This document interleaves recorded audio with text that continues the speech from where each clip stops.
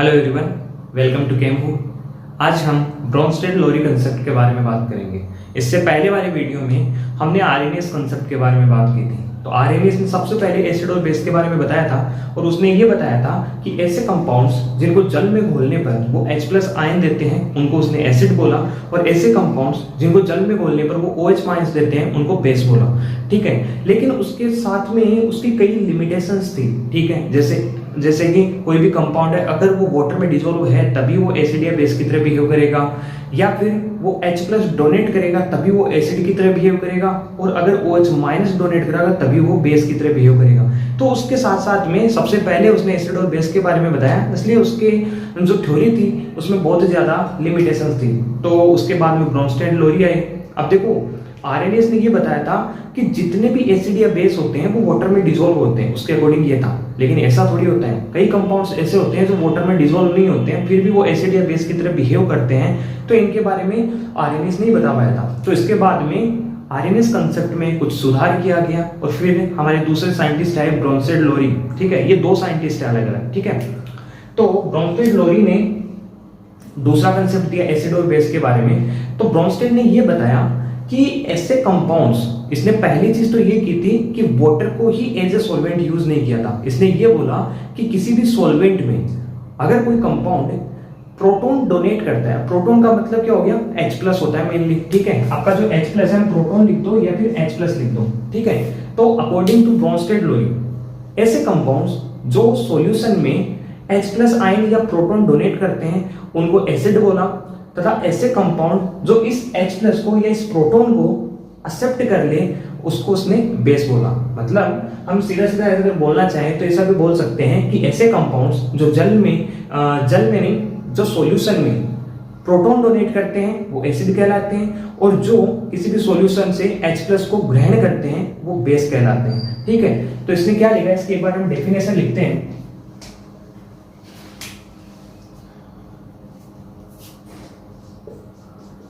According to this theory,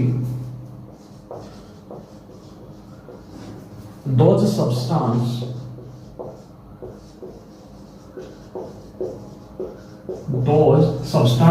या फिर compounds that donate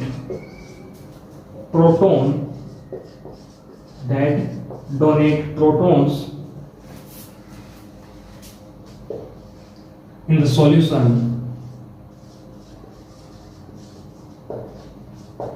is called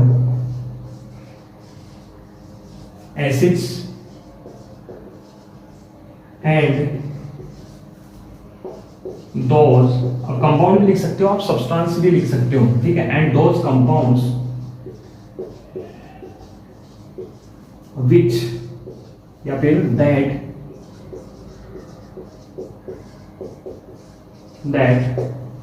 accept that proton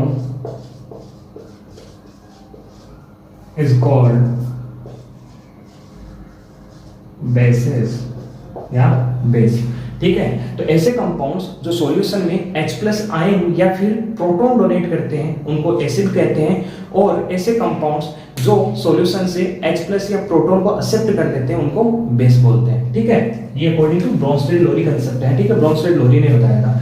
जैसे हम यहाँ पे एक एग्जांपल लेते हैं, जब हम रिएक्शन करवाते हैं NH3 और H2O की। ठीक है, NH3 और H2O की जब रिएक्शन करवाते हैं तो यहाँ पे आपका जो NH3 है इसके पास में एक लोन पेयर प्रेजेंट होता है, तो जो वाटर होता है ये अपना H+ डोनेट कर देता है। ठीक है, तो अगर इसने चलो ठीक है, हम H2O के साथ में रिएक्शन ना करवाएं, क्योंकि हम यहाँ पे H2O की एम्फोटेरिक नेचर के बारे में बात करेंगे तब हम H2O की रिएक्शन करवाएंगे। ठीक है भाई, H2O आपका एम्फोटेरिक नेचर कब शो करता है तो वो भी ब्रोंस्टेड-लोरी ने ही बताया था। तो यहाँ पे हम NH3 की रिएक्शन करवाते हैं HCl के साथ में। अब आपको पता है HCl एक एसिड होता है, और एसिड क्या करता है, प्रोटॉन डोनेट करता है, ब्रोंस्टेड ने यही बताया था। ठीक है, तो HCl है, ये कैसे टूटा, H+ में और Cl- में। अब देखो HCl ने H+ डोनेट कर दिया है, NH3 क्या करेगा, इस H+ को या इस प्रोटॉन को एक्सेप्ट कर लेगा, तो आपके पास में क्या बना, NH4+। भाई NH3 था, एक H+ और ले लिया तो NH4+ प्लस Cl-। तो आप देख सकते हो ऐसे कंपाउंड्स जो H प्लस को डोनेट कर देते हैं, देखो डोनेट करने के बाद में Cl माइनस बन गया तो वो तो एसिड कहलाते हैं। और ऐसे कंपाउंड्स जो H प्लस को या प्रोटॉन को एक्सेप्ट कर लेते हैं उनको हमने क्या बोला है, बेस बोला है। तो इसको हम हटा दें, H प्लस और Cl माइनस में किस तरीके से टूटा आपको पता चल गया इसके बारे में, ठीक है। अब देखो हमने क्या बोला, ये तो एसिड हो गया और इसी तरीके से जो NH3 है वो किसकी तरह बिहेव कर रहा है, बेस की तरह बिहेव कर रहा है। अब देखना ये जो NH3 है इसने H प्लस को एक्सेप्ट किया H प्लस को या प्रोटॉन को, इससे NH4 प्लस बन गया। क्या NH3 की स्टेबिलिटी में कोई फर्क आया है? तो हम बोलेंगे जी हाँ बिल्कुल। पहले NH3 आपका स्टेबल था लेकिन NH4 प्लस बन गया तो ये अनस्टेबल हो गया। ध्यान रखना कोई भी कंपाउंड हो या फिर मॉलिक्यूल हो उसके ऊपर कोई ना कोई चार्ज होता है, तो चार्ज होने की कंडीशन में वो अनस्टेबल रहता है। न्यूट्रल कंपाउंड चार्ज कंपाउंड की तुलना में हमेशा ही स्टेबल होता है, ध्यान रखना। इसका मतलब ये आपका NH3 है वो स्टेबल होता है और NH4 प्लस अनस्टेबल होता है। अब देखो एक बार हम NH4 के बारे में समझते हैं, क्या है आपका NH4। NH4 प्लस ये है आपका, ठीक है। अब देखो मैंने क्या बोला कि पहले NH3 था वो स्टेबल था और NH4 प्लस आपका वो अनस्टेबल है क्योंकि इसके ऊपर पॉजिटिव चार्ज है। अब देखो वापस से स्टेबल होने के लिए किसी पे पॉजिटिव चार्ज होता है तो वो स्टेबल होने के लिए क्या करता है, इलेक्ट्रॉन्स को ग्रहण करता है या उनको लेता है, ठीक है। और किसी कंपाउंड पे नेगेटिव चार्ज होता है तो वो स्टेबल होने के लिए क्या करता है, इलेक्ट्रॉन्स को देता है। मतलब जिसके पास में इलेक्ट्रॉन्स की कमी होती है उस पर पॉजिटिव चार्ज होता है और वो कहीं से भी इलेक्ट्रॉन लेने के बाद में स्टेबल हो जाता है। इसी तरीके से किसी पे नेगेटिव चार्ज होता है तो वो इलेक्ट्रॉन डोनेट करके स्टेबल होता है, जैसे इस पे पॉजिटिव चार्ज है, ठीक है। तो अब बताओ ये क्या करेगा यहाँ पे कि वापस से स्टेबल हो जाए। तो एक काम हो सकता है, अगर ये H प्लस के रूप में बाहर निकल जाए, H प्लस के रूप में बाहर निकल जाए तो ये वापस से स्टेबल हो सकता है, ठीक है। तो आप क्या ये बोल सकते हो यहाँ से वापस H प्लस निकाल रहा है तो ये वापस किसकी तरह बिहेव कर रहा है, धीरे धीरे थोड़ा थोड़ा एसिड की तरह बिहेव कर रहा है, क्योंकि एसिड ही होता है जो H प्लस को बाहर निकालता है। अब आप देखिए अगर यहाँ पे NH3 बेस की तरह बिहेव कर रहा है और आपका NH4 प्लस है वो एसिड की तरह बिहेव कर रहा है, तो इसके कोरस्पॉन्डिंग अगर हम इस NH4 प्लस की बात करेंगे तो इसको आप कॉन्जुगेटेड एसिड बोलोगे। क्यों? क्योंकि NH4 प्लस एसिड की तरह बिहेव करने लग गया है। क्या NH4 प्लस वापस से फिर से एक H प्लस और ले सकता है? बिल्कुल नहीं ले सकता, क्योंकि इसके पास में पहली बात तो लोन पेयर ही नहीं है, ठीक है। लेगा किसे? H प्लस को लेने के लिए इसके पास में कम से कम एक लोन पेयर होना चाहिए, ठीक है। तो NH4 प्लस मैक्सिमम 4 ही H हो सकते हैं नाइट्रोजन के पास में, NH5 डबल प्लस या 2 प्लस नहीं बन सकता। तो ये NH4 प्लस है, इसके पास में एक ही समाधान है, अगर इसको स्टेबल होना है तो एक H प्लस निकालना पड़ेगा, मतलब ये वापस से एसिड की तरह बिहेव कर सकता है। तो इसके कोरिस्पॉन्डिंग अगर NH4 प्लस की बात की जाएगी तो ये कॉन्जुगेटेड एसिड कहलाएगा, ठीक है। किसका? NH3 का कॉन्जुगेटेड एसिड, ठीक है। तो इसको लिख देते हैं कॉन्जुगेटेड एसिड ऑफ NH3। इसी तरीके से जो HCl है इसने H प्लस निकाल दिया तो ये Cl माइनस बन गया। क्या Cl माइनस वापस से H प्लस को ले सकता है? जी बिल्कुल ले सकता है। अगर इसको H प्लस मिलेगा तो ये वापस ले लेगा, अगर लेगा जो H प्लस को लेता है उसको हम बेस बोलते हैं। तो अगर हम HCl के कॉरस्पॉन्डिंग इसकी बात करते हैं तो ये क्या हो जाएगा आपका, ये कॉन्जुगेटेड बेस हो जाएगा क्योंकि ये H प्लस ले सकता है, ठीक है। तो इसको हम क्या बोलेंगे, कॉन्जुगेटेड एसिड ऑफ HCl। तो यहां से आपने देखा होगा कि जो ब्रॉन्स्टेड लोरी है इन्होंने एसिड और बेस के बारे में तो बताया था, लेकिन इसके साथ साथ में आपको कॉन्जुगेट एसिड और कॉन्जुगेटेड बेस के बारे में भी बताया था, ठीक है। तो हम यहां से ये भी बता सकते हैं कि आपका जो बेस होता है वो क्या बना रहा है। देखो NH3 क्या बना रहा है, यहाँ पे कॉन्जुगेटेड एसिड बना रहा है। तो क्या आप ये लिख सकते हो कि एसिड का, देखो ये एसिड आपका ये क्या बना रहा है, कॉन्जुगेटेड, सॉरी यहाँ पे बेस होगा, कॉन्जुगेटेड बेस ऑफ HCl, ठीक है, क्योंकि ये एसिड आपका। तो ध्यान रखना जो एसिड होता है वो कॉन्जुगेटेड बेस बनाता है, फॉर्म कॉन्जुगेटेड बेस। और जो बेस होता है वो फॉर्म क्या करता है, कॉन्जुगेटेड एसिड, ठीक है। तो इस तरीके से हमने यहाँ पे ब्रॉन्स्टेड लोरी कंसेप्ट में जो भी एसिड क्या होता है और बेस क्या होता है इसके बारे में पढ़ा है। अब इसके बाद में हम एम्फोटेरिक नेचर ऑफ वाटर पढ़ेंगे, ठीक है। तो एक बार आप इसका स्क्रीनशॉट ले लीजिए। अब हम आगे पढ़ते हैं amphoteric nature of H2O। Amphoteric nature, amphoteric nature of water H2O। ठीक है, एम्फोटेरिक का मतलब होता है उभयधर्मी व्यवहार। H2O का वाटर का पानी का उभयधर्मी व्यवहार क्या होता है? तो एम्फोटेरिक नेचर का मतलब होता है ऐसे कंपाउंड्स, या फिर हम ऐसा भी बोल सकते हैं कि एम्फोटेरिक कंपाउंड्स क्या होते हैं। तो ध्यान रखना, ऐसे कंपाउंड्स जो एसिड की तरह भी बिहेव कर सकते हैं और बेस की तरह भी बिहेव कर सकते हैं, ठीक है, उनको हम एम्फोटेरिक कंपाउंड्स बोलते हैं। जैसे H2O आपका होता है, ये एम्फोटेरिक बिहेवियर शो करता है। ये डिपेंड करता है कि किसी भी कंपाउंड, कोई भी कंपाउंड है, उसको आपने जिस सॉल्यूशन में डाला है, जिस सॉल्वेंट में डाला है, उस सॉल्वेंट की नेचर पे डिपेंड करता है। अगर आपका सॉल्वेंट एसिड है, या फिर ऐसा बोल सकते हैं अगर आपका सॉल्वेंट स्ट्रॉन्ग एसिड है, ऐसी कंडीशन में आपका जो कंपाउंड है वो बेस की तरह बिहेव करेगा। जैसे हम H2O की बात करते हैं, H2O है, अगर इसकी रिएक्शन हम HCl के साथ में करवाते हैं तो ऐसी कंडीशन में क्या होगा? H2O की रिएक्शन HCl के साथ में करवाते हैं। अब आपको पता है कि दोनों ही एसिड होते हैं, आपका HCl भी एसिड होता है। अब H2O को हम एसिड नहीं बोलेंगे यहाँ पे, क्योंकि आपका HCl है वो H2O की तुलना में जल्दी H+ रिलीज कर सकता है। अगर इसने जल्दी रिलीज कर दिया H+, तो एसिड की तरह बिहेव कौन करेगा? HCl करेगा। एक बात मैं आपको और बता दूं, जो HCl होता है आपका वो स्ट्रॉन्ग एसिड होता है,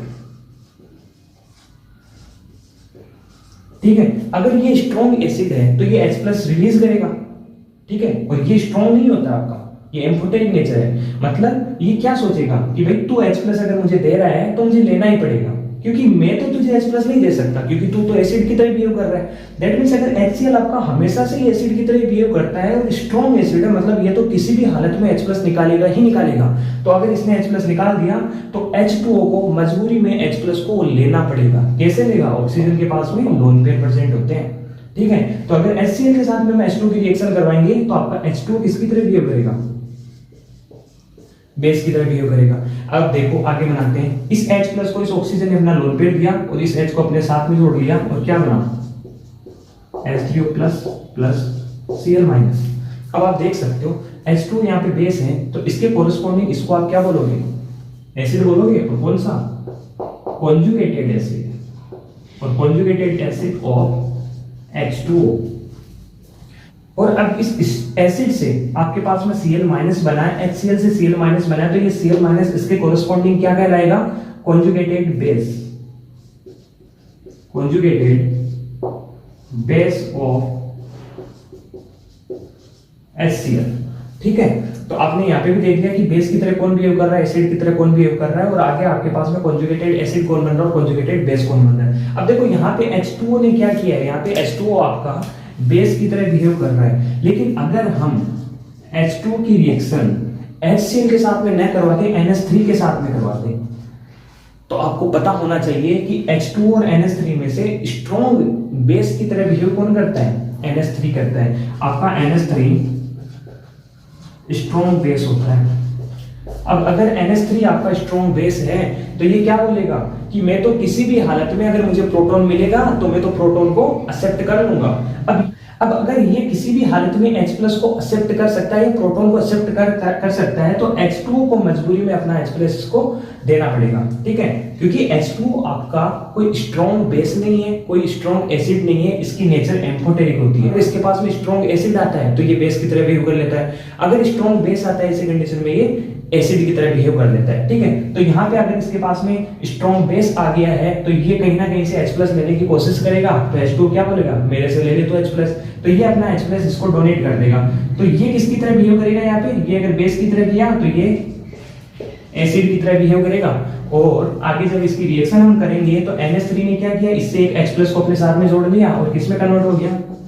NH4 प्लस OH- में। देखो NH3 है, इसने H+ इससे लिया, NH4 में कन्वर्ट हो गया, फिर यहाँ पे OH- बचा, वो यहाँ पे आ गया, ठीक है। अब आप देख सकते हो ये NH4+ है, ये किससे बना है? इस बेस से बना है, इस बेस से ये एसिड बन गया है, कौन सा? Conjugated acid. तो इसको हम क्या बोलोगे? Conjugated acid of NH3। इसी तरीके से इस OH- को क्या बोलोगे? इससे बना है, एसिड से बना है, तो इसको बोलोगे आप कॉन्जुगेटेड